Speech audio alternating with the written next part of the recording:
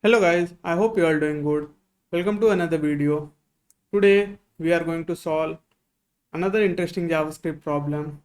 As you can see on the screen, we are given a text and an encoding format where we have to encode the characters at the position in the string with the given tags.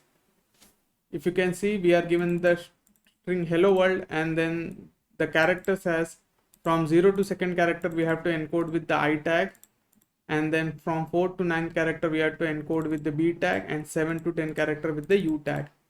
As 7, so we are starting from 7 for the last U tag. It is overlapping between 4 and 9, so this U tag will close at the ninth index, so it will start at the 7th and it will close at the ninth index.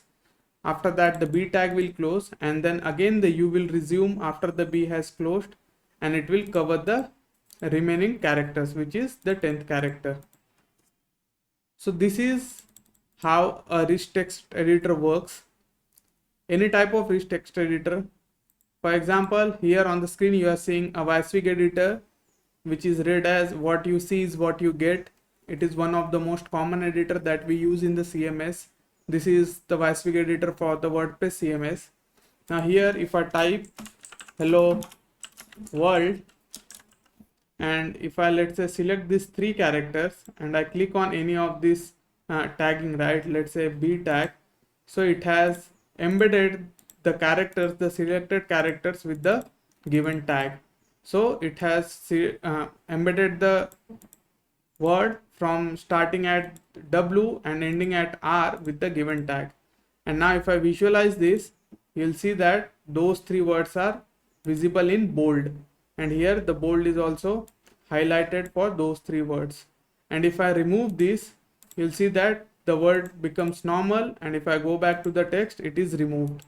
So whenever you select certain characters and you click on any of the tags, right, it's works similar to what we are doing over here. So we are passing the start index of the character, the end index of the character in the string, and the tag, so with which the characters in the given range will be encoded. So we have to solve this problem. Now this problem you can expect for HTE2 and HTE3s or staff level, because this is going to make use of algorithms, data structure, and your problem solving skills. So many times we often wonder, right, is DSA actually required for the front end? Well, it does require, and if your target is good organization that makes use of heavy JavaScript and complex logic, like if you are interviewing for Canva, if you are interviewing for Netflix, so you can expect these types of questions. Now here to solve this, we are going to make use of two data structures and a complex algorithm. So first is stack. We are going to make use of stack to track which tag has been added and which tag we have to, so basically which tag is opened and which tag we have to close.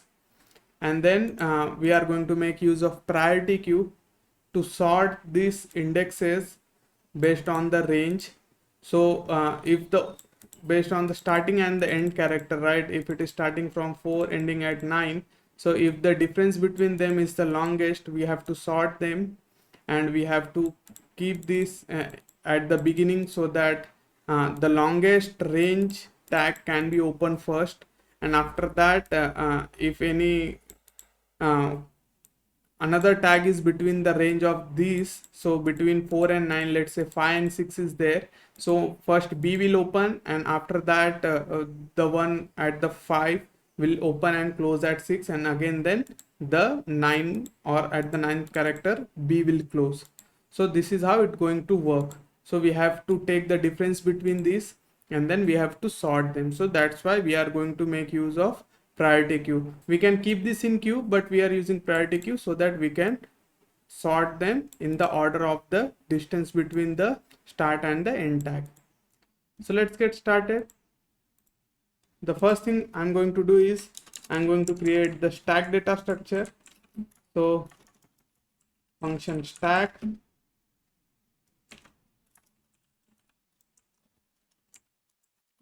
and here let items equals to an array and let index is equals to 0. So this dot push equals to function, it will accept a value, and then in the items at the current index will store the value and will increment the index position. Similarly for the pop, where we are going to remove the value, so here function, and then we have to return items and minus minus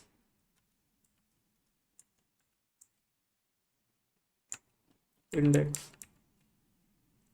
So here we have to use the post increment operator because we'll store at 0 and then increment the index.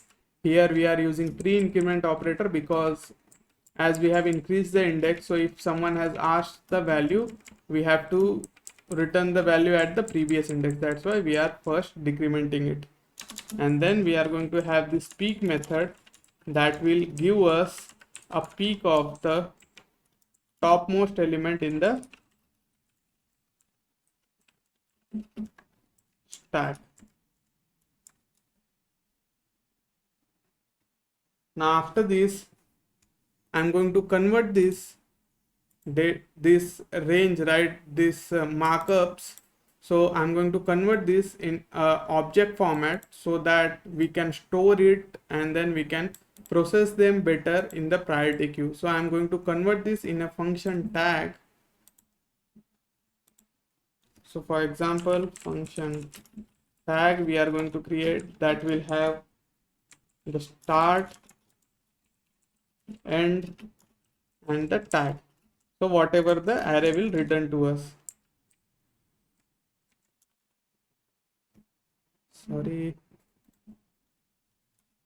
we have to create a constructor function, and now here this dot start equals to start, this dot end equals to end, and this dot tag equals to tag, and then finally we are going to have this dot text. This will be a helper key to hold the text that has been processed till now, and then we are going to have this helper function get range that will give us the distance between the start and the end. So we'll use this for sorting in the priority queue. Now so I'm not going to implement the complete priority queue over here. We are just going to create a helper function that will work as priority queue. So add and sort. What it will do is it will take and reference array and index position and this tag, the tag function. So let's call this as data, or we can call this tag also.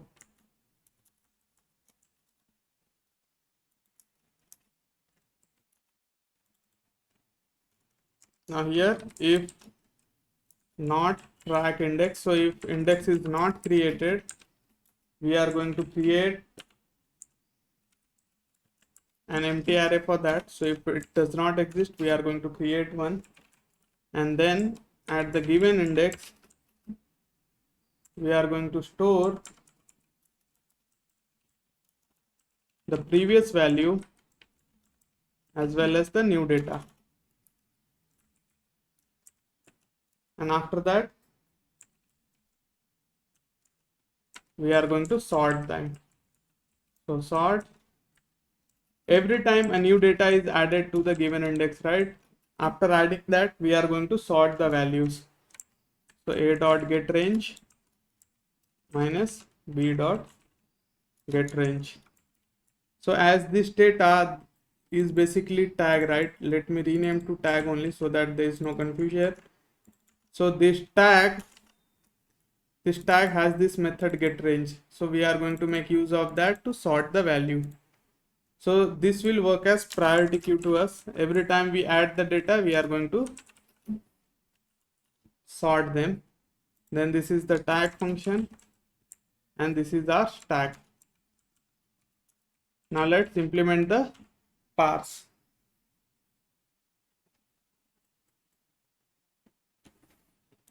So our logic remains simple. Parse will take the string and the markups.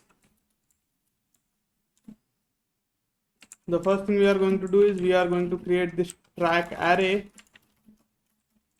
that will track the tags at each character position that has to be embedded or encoded with. So it will be of the length of the string, a new array, and we'll fill it with the null value. So for each character in the array, we'll have a separate index tracking where we can track at this position if any character at this character position, if there is any tag we have to encode with. And after that, for all the markups, select markup of markups, all the markups that we have, we are going to extract the start, end, and the tag from it, and then we are going to add and sort. We are going to pass this track as a reference array, the start position, so we can determine the start of the characters. So this list, all the start position will be limited to the number of characters in the string, so it will never exceed the index of the track array. So we'll use track, the start position, and here we are going to pass the tag. So we'll just convert this markup to a tag function, and then we are going to pass this to and sort, and that will sort and store it at the index position. So let's say if there are multiple markups, right, that are starting at a certain character. For example, let's say from 0 to 2 I is there. Again, we have another value 0 to 5, and this will have, let's say, em. So both are starting at 0. That means from the 0 character there will be 2 tags that has to be encoded. So first is we have to sort them based on the difference, which is 5 minus 0 becomes 5 and 2 minus 0 becomes 2. So 5 is the greater length, so this tag, the em, it will start at the first, and then after that I will close after the second character, and then the em will close after the fifth character. So that's why we are using this track array to track the characters, and after that we are using the priority queue at the start index of the character, and we are storing the values in the sorted format. So it will have start, end, and then the tag. Now once we have this, we are going to create the stack. Now this stack will help us to track which element is closed, and if the elements are overlapping, then we have a new range that we have to add into the characters. For example, let's push a new tag into the HTML at the top. So it's starting at the 0 position, and its end is the max value of the number. So we can also have the string characters, strings length plus 1, or the any infinity number. It's up to us that we can use over here. So I'm using number.max value. It's just going to help us in the check. So we can also have the strings, the length of the string plus 1, 2, because we are going to check the closing tags over here with the help of this. So now let's start iterating all the characters in the string. Str dot length, and now at the track index, so let's say at the 0th index. Now as per this, on the track index we are going to have 2 values. One is from 0 to 2 and second is 0 to 5. So this will be sorted. So 0 to 5 will be at the first and 0 to 2 will be at the second. So that's why we are getting the value at the track index. And then if there is another check we are going to add, if track of I dot length is greater than 0. That means if the track has an array value, then only we are going to create the encoding of the tags. So const current track of I dot shift.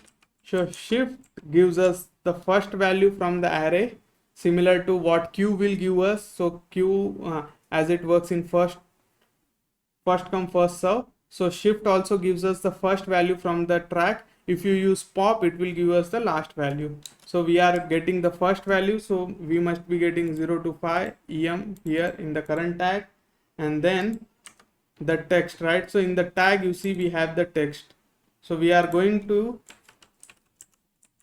encode that with the current dot tag, and it should be opening one, so it start or it is wrapped in the bracket. Now after that we are going to check if current dot end is greater than html dot peak dot end. So for the first call it will always be false, because in the HTML the first value we have pushed is an infinity number, so this check will fail. Now inside this what we are going to do is, if it is greater than, so what we do is we split the tags on split and we create a new tag. So html.peak dot end plus 1. So after the current element we have to create a new tag and we have to push this back so that this can be again opened after the closing. So for example, in the case of 4, 9 and 7, 10, this B will start from 4 and it will go till 9, but this U tag it start at 7, so this U tag has to be closed before 9, right? Because the B will end at 9, so this U will also end at 9, and after B has closed it will reopen at 10 and then it will close after the 10th. So for this single character it will reopen and reclose.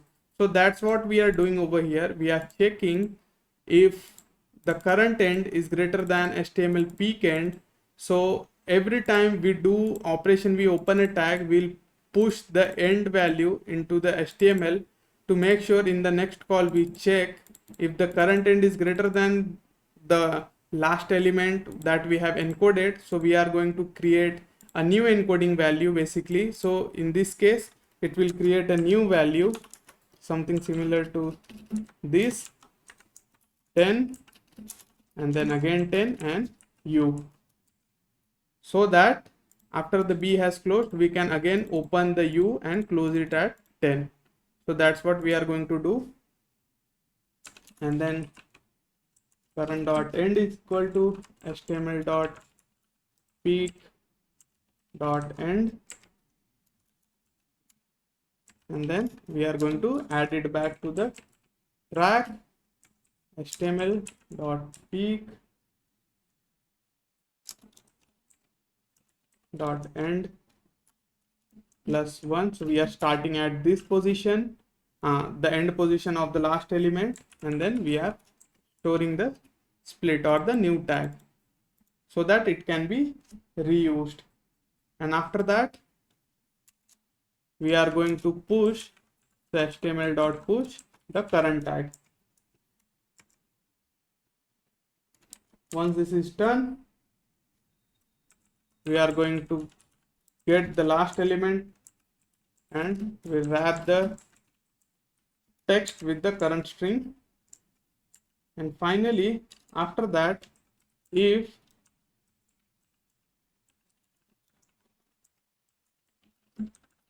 there are more characters, so we are going to close it.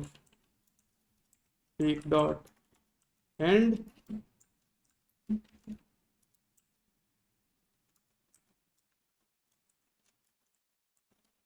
HTML dot peak dot tag. So we have closed. Now we get the topmost element, its text, and we wrap that.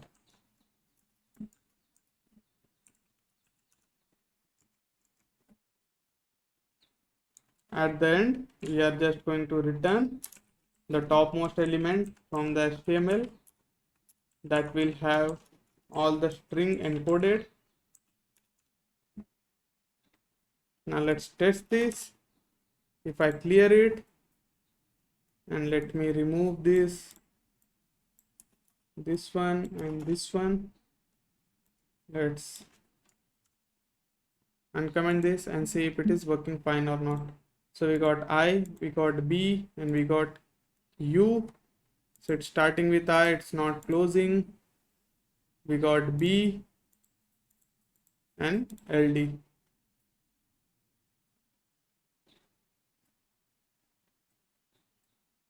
So it was not working because here we have to add the closing tag to the text rather than updating the end value.